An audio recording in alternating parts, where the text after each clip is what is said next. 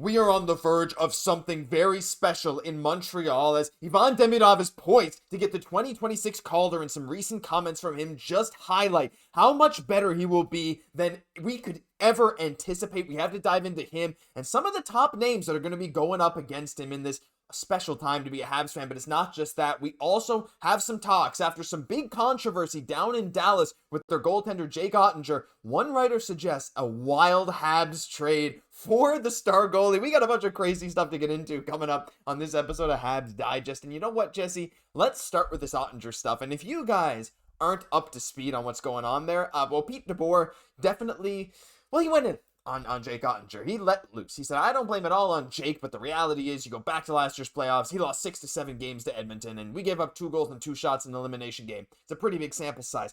Oettinger was like, there was a timeout. He was skating back to his net before they called him back. Really embarrassing thing. Some Habs fans reckon is talking about how it's like the Patrick Waugh thing. It's a bit different, but still, Oettinger said sucked. It was embarrassing, but honestly, he was a consummate professional in this.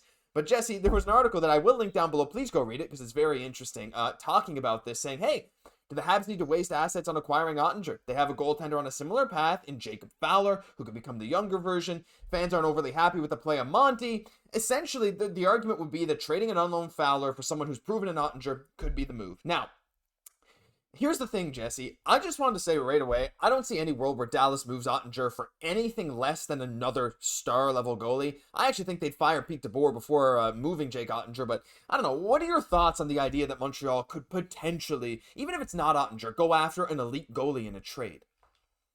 Fowler's going to be ready sooner than we think. Yeah. And I've been a fan of Jake Oettinger for years now.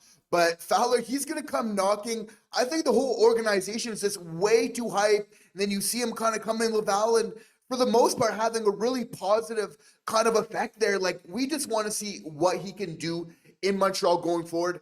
That being said, Josh, like, if you don't have Jacob Fowler in your system, you absolutely try to make a play in this type of situation. It's very rare where you have this type of goalie available. And, you know, probably rightfully still very upset with a certain Peter DeBoer at this point in time. We'll see if they can kind of patch that out. Or if not, you're totally right. Peter DeBoer is going to be shown the front door, really. It's a simple decision because of the quality of a player of Jake Oettinger that we're talking about here. But, and again, like, we don't want to, like, be disparaging of Jake here, but, like, Fowler might have that clutch factor that is the one thing that Peter DeBoer is really kind of bringing out with Andre at some key points, right? I think getting to that point in the playoffs still kind of matters, but like, it's crazy like how much faith I have like in Fowler right from the beginning, even though we could call him like an unknown commodity. For me, it's like, I feel like he's a known commodity. It's like, even though he hasn't played a single game yet in the NHL, I feel like he's going to go out there and he's going to be a star, not just in the regular season, but it's like, it's weird how such a young player, how you could have faith like he's gonna like even be a better like playoff. He'll be like one of those clutch time guys. Like, we're putting the Habs Digest stamp on that right now. That's the type of faith that we have in Jacob Fowler going forward, which I mean just makes us that much more exciting. That being said, like, is goaltending really the issue for the Montreal Canadiens? I think, you know, like, Montembeault needs that proper kick in the can with like a team improving in front of him, maybe getting a couple, adding another vet to that decor. We saw it do a whole world of good last year. So again, I don't think that, you know, they're doing an admirable job. And even Dobesh, like, I like this guy a whole lot. You know, Primeau, we know that's just a complete wild card right there. But I think we have more than enough within the system to really hold it down. But like, I mean, Fowler, he's itching to come to Montreal. Like, he's in Laval right now. He's not satisfied. He's figuring out a plan to get to Montreal as soon as possible. So interesting, right? Because, like, look, again, there's no indication that Oettinger is going to demand a trade or whatever, and I think if there is a problem with the Stars org, it probably starts and ends with Pete DeBoer, and again, like you said, DeBoer might be shown the door if that's the case, but again, just looking at Montreal for the future, I guess the argument would be, like, you know, if you have Jacob Fowler, you know, he could be anything. He could even be a Jake Oettinger level goalie. And that's where you get to this kind of thing. Oettinger's young. He's 26, right? He's on an $8.25 million deal for 8 years. He solves any kind of goaltending issue we have. But I agree, Jesse, there is no rush to go into adding a talent like this. If he's available, kick the tires. I don't see this being a move, though. I want to hear what you guys think about this. Let us know down below. I don't think it's going to happen, but it's fun to talk about nonetheless. It's this idea. I love talking about this stuff. But look, Jesse, the big thing today is we got to talk a bit about Ivan, because as we're getting towards next season, of course, our boy Demigod, he is the star of the show right now. We've seen clip after clip of him practicing in Montreal, him staying in Montreal the whole offseason when a lot of people go back home. He wins the KHL Rookie of the Year in a closer ballot than it absolutely should have been.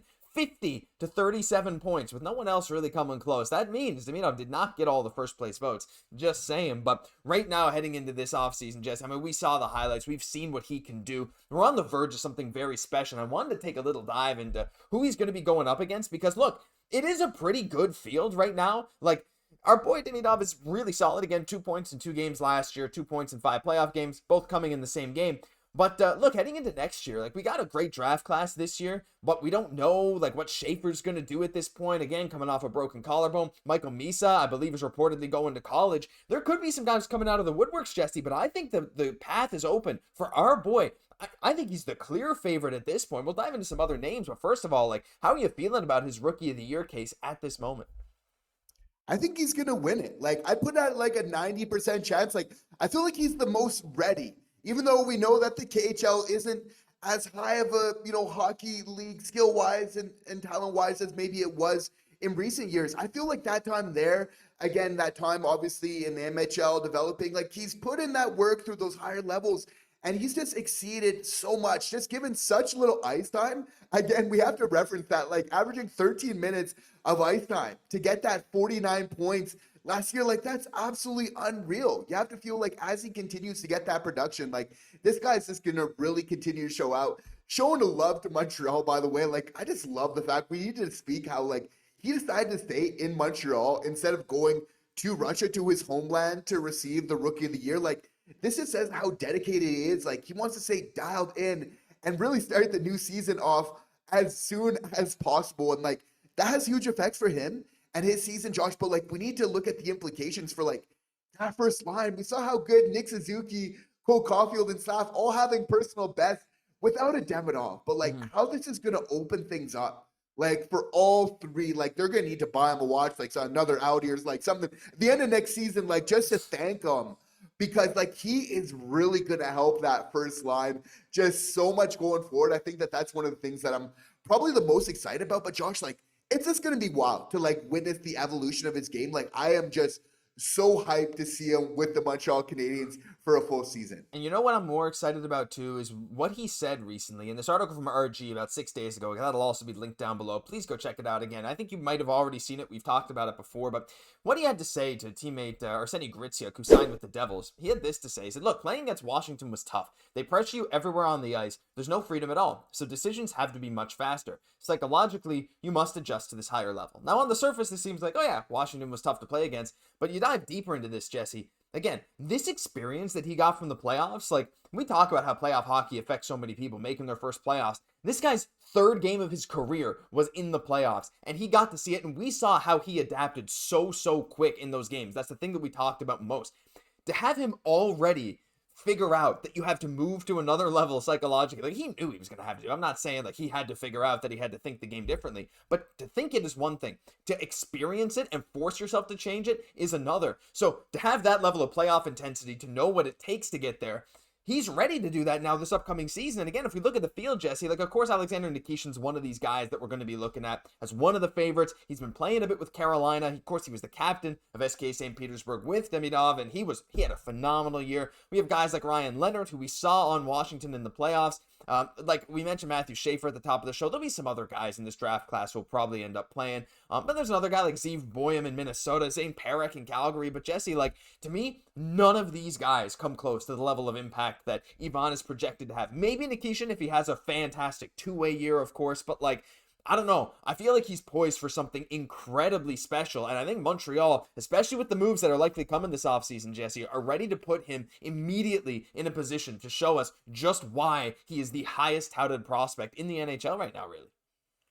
And I love his comments again, how Ivan Demidov is like talking about the playoffs again, just showing like what his focus is. And like when we get this chance as of next year, you got to feel like that's the mission within the Montreal Canadiens locker room. It's just, okay, how do we really push the needle and just take it that much further next year? And again, like I feel just like how Jacob Fowler had mentioned, this is going to be a guy that I feel stepped it up in the future, and in my opinion, it could be even better than an Oettinger for that reason. Hot take, but like he's showing us every reason that he could be an elite goalie in the NHL. It's like Demidov does it as well. For sure, there was an adjustment period with the Montreal Canadiens, but like not only did he lead SKA in the regular season and then also in the playoffs. And by the way, isn't it so nice to say like SKA being his former team now? So just good. so happy that we're at this point now.